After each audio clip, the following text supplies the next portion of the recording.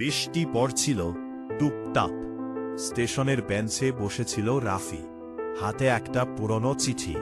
চিঠিটা নীলার।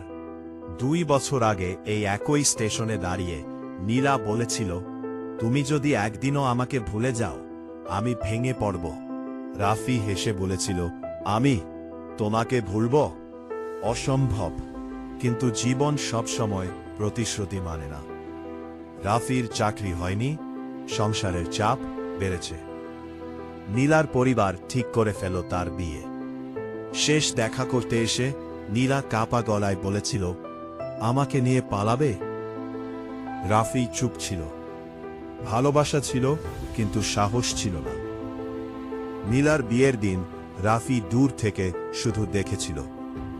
লাল শাড়িতে নীলাকে দেখে মনে হচ্ছিল সে হাসছে, কিন্তু চোখ দুটো ভেজা ছিল। আজ 2 বছর পর রাফি সেই স্টেশনে দাঁড়িয়ে নীলার পাঠানো শেষ চিঠিটা আবার পড়ছে। আমি তোমাকে দোষ দিই না। হয়তো আমাদের ভালোবাসা সত্যি ছিল, কিন্তু সময়টা ছিল ভুল। হঠাৎ ট্রেনের শব্দে চমকে উঠল সে। প্ল্যাটফর্মের ওপারে দাঁড়িয়ে একজন মেয়েকে দেখল। চেহারাটা খুব চেনা, নীলা, কিন্তু তার পাশে ছোট্ট একটা ছেলে। নীলা চোখাচোখি হতেই হালকা হাসল।